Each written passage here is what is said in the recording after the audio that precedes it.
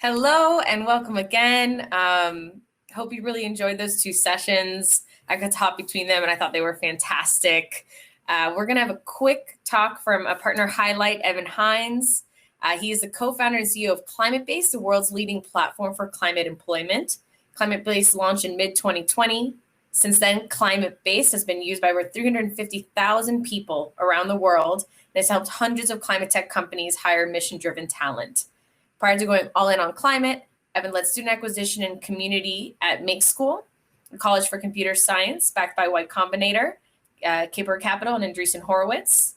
ClimateBase is now accepting applications for their inaugural ClimateTech Fellowship, which will kick off later in October. Today, he's going to speak to you about the data that he's seen in the job market and what does that mean.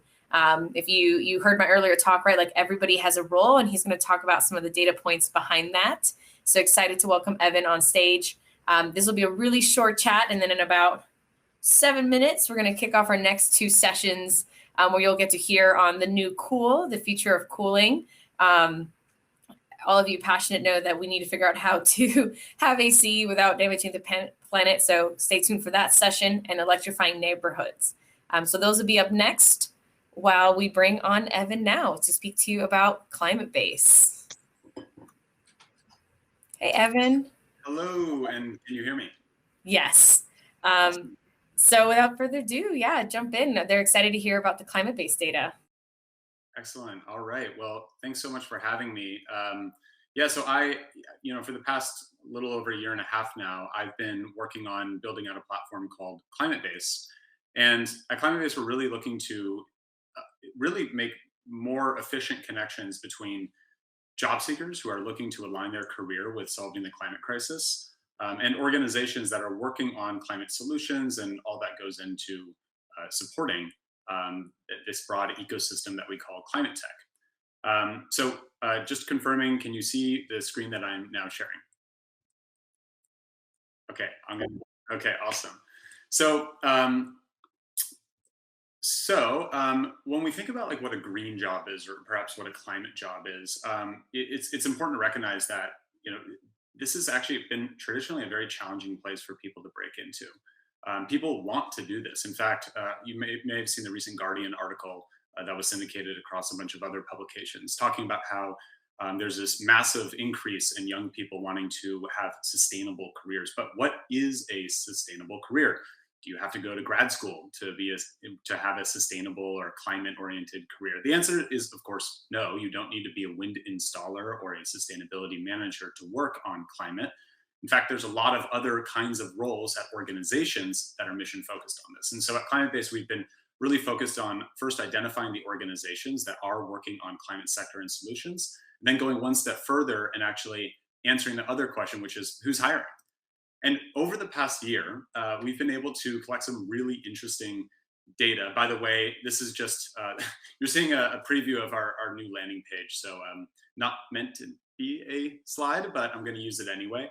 And so over the past year, we've collected some really interesting data. We've had over 25,000 jobs posted to our platform in that time. We've had over 3,000 organizations add themselves, or in many cases, we added them to our own directory of organizations. Sort of both answering that question, who's working on climate from an org's perspective, and also all their jobs. We've also attracted a bunch of people to our platform, and over 23,000 of them have created profiles listing their skill sets and all their work experience. And with this data, we can do some really interesting analysis. First off, we break things down sort of by our own, it's a modified version of our partner Project Drawdown's sector and solutions framework. And so we're able to uncover a bunch of really interesting information when we apply the climate lens across all these different sectors, especially when we dig into jobs and talent information.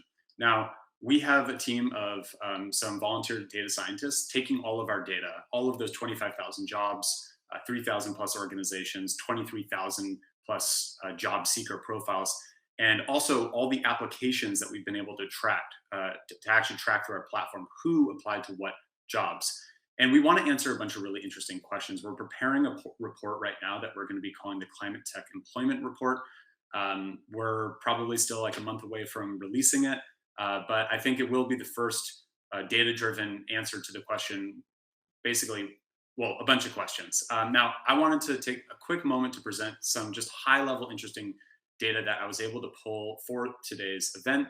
I think when people are thinking about sort of like where are the job opportunities within climate tech, well, we actually have some really clear data on this. I decided just for today, just to tease out some of this information, I wanted to show this data by sector. So starting basically with where the bulk of the jobs are, they're actually in transportation. And that's actually broken down between electric bikes and electric cars, with electric cars being slightly over 50% of that sector, followed by energy at 31%, food and ag at 20%, nature-based solutions that are non-ag, so land management, protecting ecosystems, that comes in at 7%, and as does buildings and cities right behind it. You can read the rest of these, and then there's a handful of other. Were you surprised by these, Evan?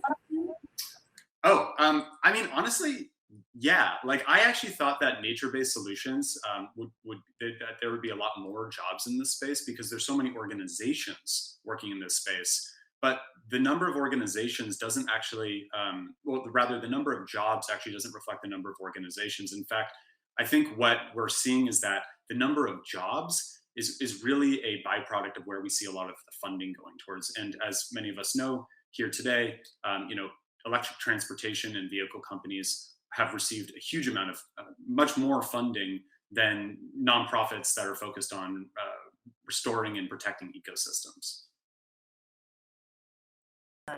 All right. I know we have one more minute, so I want to make sure that, you get to share a bit more.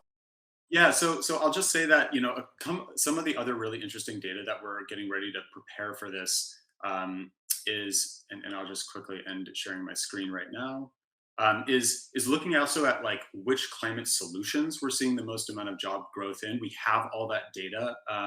We also can see, for instance, like what skill sets are most in demand. So if you're a young person, you're going through, you're maybe a freshman, you're trying to figure out what your major is going to be if you haven't yet decided, but you know that you want to work on climate, we'll actually have the data that can help young people sort of craft their educational experience so that they're prepared to have a climate career.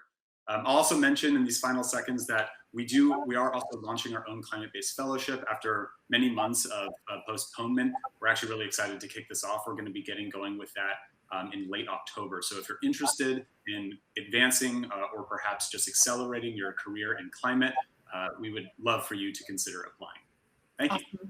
Awesome, Evan. Thank you so much for sharing that. I know I found that really, the data around how this is growing isn't people understand it. And I know I said this in my kickoff, but I really do mean it, right? Like every company has HR, sales, needs help with partnerships, needs help.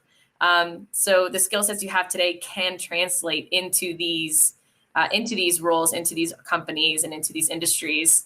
So thank you for sharing that, Evan.